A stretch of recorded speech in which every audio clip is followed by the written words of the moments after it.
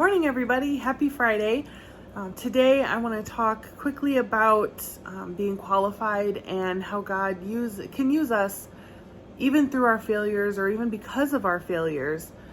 God can still use us. Just because we mess up doesn't mean it's over. And I love that God is a forgiving God and a loving God, and that He will still use us no matter how much we mess up. Because I'll be honest, I have messed up a lot in my life, and I continue to mess up on pretty much a daily basis.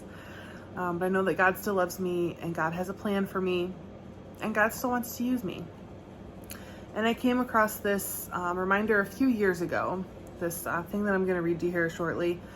I came across this a few years ago, and I had to save it, and I had to remind myself that all of these people that God used in the Bible were not perfect either. So when I fail, when I make mistakes, it's okay. I just have to ask for forgiveness and try to do better. And I'm always trying to do better. So maybe someday I'll get there. Who knows? But just some things to remember. Noah, remember the guy with the big boat? He got drunk. Abraham, he was too old. Isaac, he was a daydreamer.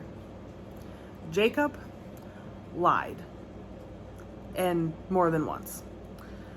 Leah supposedly was ugly. I mean, I've never seen her, but that's what I've read, and that's, what we hear is that Leah was not beautiful. Joseph was abused by his own brothers. Moses was a murderer, and he couldn't talk. Moses, the guy who led the Israelites out of Egypt, he was a murderer, and he couldn't talk. Gideon was afraid. Samson had long hair, and he was afraid. Rahab was a prostitute. Jeremiah and Timothy were too young. David was a murderer and an adulterer. David, the one who, wrote all those beautiful songs in the Psalms and did a lot for God and brought a lot of glory to God in his life. Yeah, he was a murderer and an adulterer. Elijah was suicidal. Isaiah preached naked. I really would prefer nobody do that these days, but he did. Jonah ran from God, like as far away from where he was supposed to go as possible. Naomi was a widow. Job went bankrupt. John the Baptist ate bugs. Good to know. He can still use us, even if our diet is weird. Peter denied Christ. The disciples fell asleep while praying. Martha worried about everything. Oh, Martha. Yeah. I'm trying really hard not to be Martha anymore. Mary Magdalene was demon-possessed.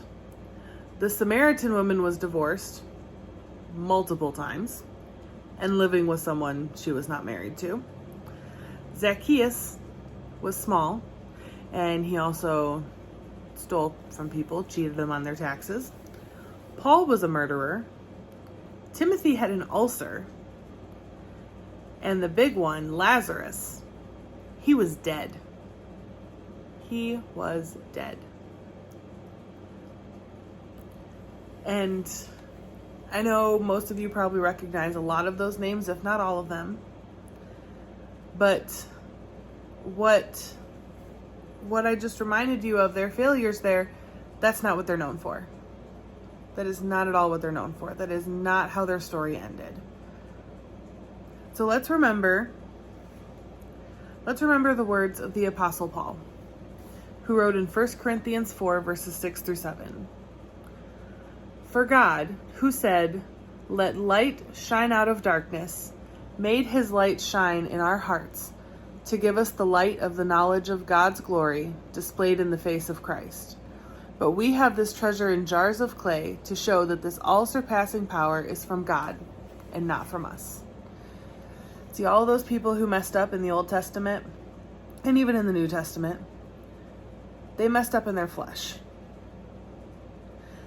And they could not have done the amazing things for God's kingdom that they did on their own. They could only do that through God.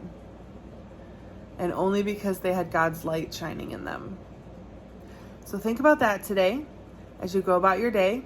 Any mistakes that you make, just ask for forgiveness and allow God to continue to work in you. And have a great day.